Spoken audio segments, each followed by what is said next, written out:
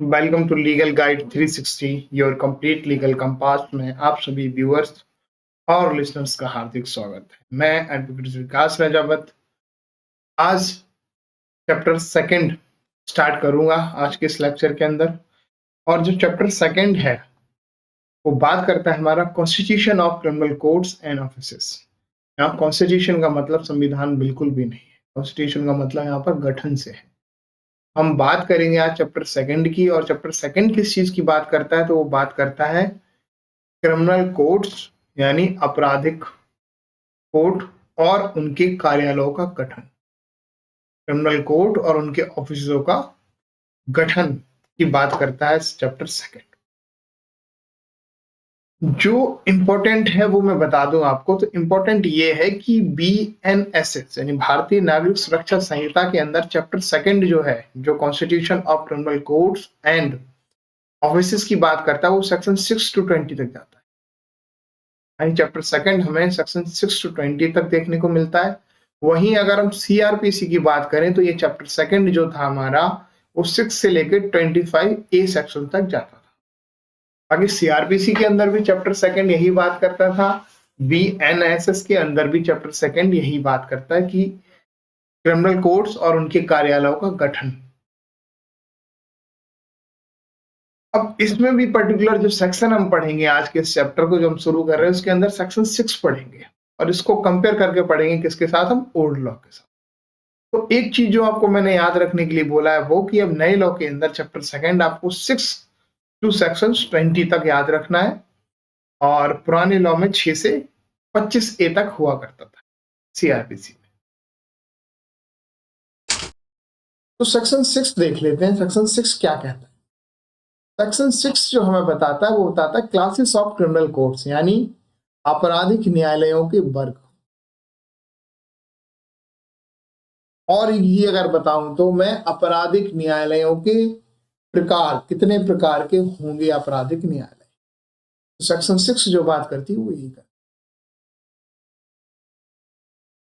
अब समझ लेते हैं इसको। पहली चीज जो हमें याद रखनी है वो ये, बिसाइड द हाई कोर्ट यानी एक तो हाई कोर्ट को छोड़ दो, and the court constitute under any law other than this Sanhita. कोई कोर्ट ऐसा है जो कॉन्स्टिट्यूट हुआ है under any law other than this Sanhita. अब एक तो हाई कोर्ट को छोड़ दो और जैसे मान के चलो ये A पर है, ये हाई कोर्ट।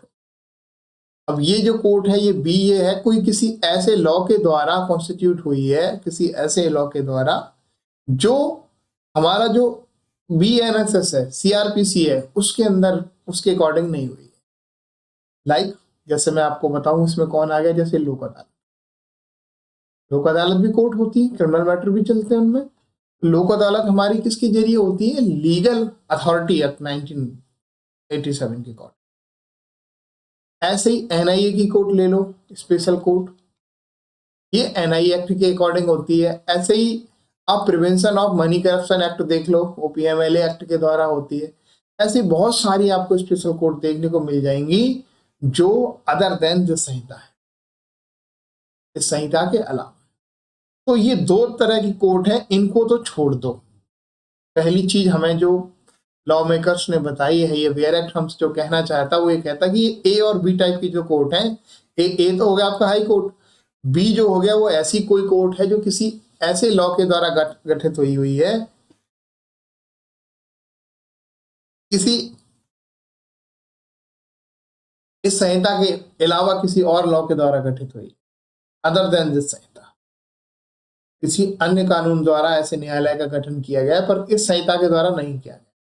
सिंपल सा। तो दो चीजें आप दो, इनको छोड़, बिसाइड की बात करी, मतलब इनके अलावा। मतलब इनके अलावा क्या मतलब, ये तो होंगे ही होंगे। इनके अलावा हमारे पास जो है वो there shall be in every state the following classes of criminal codes. ठीक है। तो पहली जो की पॉइंट याद करो वो एवरी स्टेट, यानी there shall be in every state the following classes of criminal courts namely. तो इस तरह की कोर्ट आपको निम्नलिखित प्रकार के आपराधिक न्यायालय देखने को मिलेंगे आपको प्रत्येक स्टेट में। यानी यूनियन टेरिटरी की बात नहीं हो रही है, ठीक है। यूनियन टेरिटरी की बात नहीं हो रही है, तो इसका मतलब ये कि यूनियन टेरिटरी में हो सकता है इस तरह का जो ये वर्क है, जो क्लासिफिकेशन है, ये फॉलो ना किया जाए। पर हाँ, स्टेट की बात जहां आएगी वहां स्टेट में तो जरूरी फॉलो।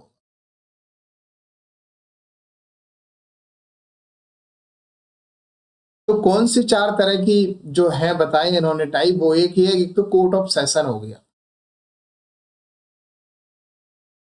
ठीक है, जिसमें सेशन जज होते हैं, एडिशनल सेशन जज होते हैं। एक होगी चीफ, एक होगी judicial magistrate of first class, यानी प्रथम श्रेणी के न्यायिक मजिस्ट्रेट। अब इसी के अंदर जनरली हमें देखने को मिल जाते हैं सीजेएम, एसीजेएम, बहुत सारे, और जुडिशियल मजिस्ट्रेट फर्स्ट क्लास भी देखने को मिल जाएंगे आपको। एक जो थर्ड कैटेगरी है वो है judicial magistrate of the second class, यानी द्वितीय श्रेणी के न्यायिक मजिस्ट्रेट, ठीक है। और फोर्थ पे है एग्जीक्यूटिव मजिस्ट्रेट।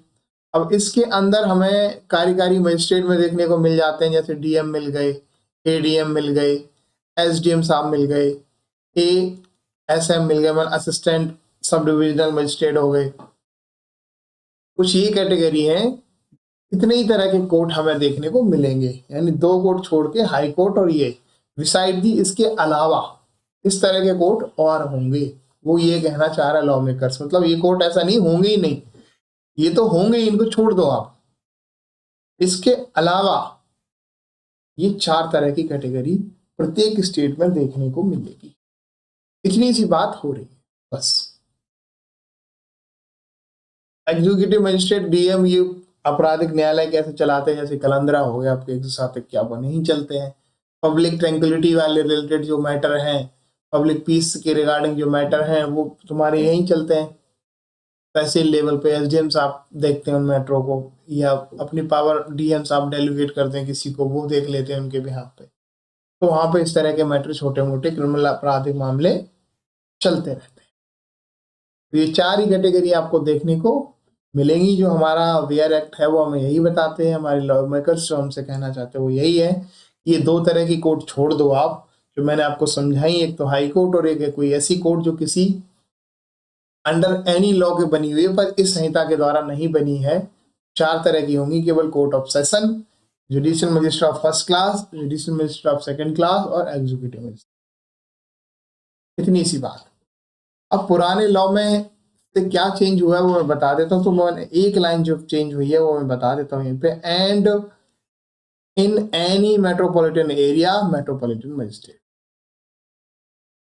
जो सेकंड वाली कैटेगरी थी हमारी judicial magistrate of first class, JMC वाली कैटेगरी थी, उसी वाली कैटेगरी में एक पहले लिखा हुआ था कि कोई मेट्रोपॉलिटन एरिया अगर है तो वहां पे मेट्रोपॉलिटन मजिस्ट्रेट होगा, ना कि judicial magistrate of first class. पर नए लॉ में बीएनएसएस के अंदर मेट्रोपॉलिटन एरिया का नाम ही हटा दिया, तो एमएम होने का तो मतलब बनता ही नहीं, इन्होंने मेट्रोपॉलिटन एरिया हटा दिया। अब मेट्रोपॉलिटन एरिया जैसे लाइक पहले दिल्ली था, मुंबई था, इनके अंदर आपको क्या देखने को मिलते थे, मेट्रोपॉलिटन मजिस्ट्रेट देखने को मिलते थे। पर आज की डेट में जिस दिन से प्रभाव में आ गया, उस दिन से अब पूरे भारत के अंदर कहीं भी मेट्रोपॉलिटन मजिस्ट्रेट देखने को आपको नहीं मिलेंगे। मेट्रोपॉलिटन मजिस्ट्रेट की जगह क्या हो गई है, जीएमएफसी हो गए हैं अब सीधे सीधे। ठीक है, आई होप आपको ये सेक्शन समझ में आई होगी। फिर भी इससे रिलेटेड कोई भी आपके क्वेश्चंस हैं, कोई भी डाउट है, तो आप कमेंट करके मेरे से पूछ सकते हो, मैं उसका जवाब आपको जरूर दूँ। Thank you so much. Join our Telegram channel to get free study material. अगर आपको इसकी पीडीएफ चाहिए है तो आप मेरे इस क्यूआर कोड को स्कैन करके इजीली पीडीएफ यहां से आप ले सकते हो। Subscribe for more videos. अगर आप चाहते हो कि आपको और वीडियोस दिए जाएं और चीजें आपको अच्छे से एलेबोरेट करी जाएं, तो उसके लिए आप सब्सक्राइब कर लें मेरे चैनल को। Thank you for watching and please like, share and subscribe. फिर मैं कल एक नेक्स्ट सेक्शन के साथ, नए लॉ किसी सेक्शन के साथ सामने आपके हाजिर होऊंगा। तब तक के लिए धन्यवाद।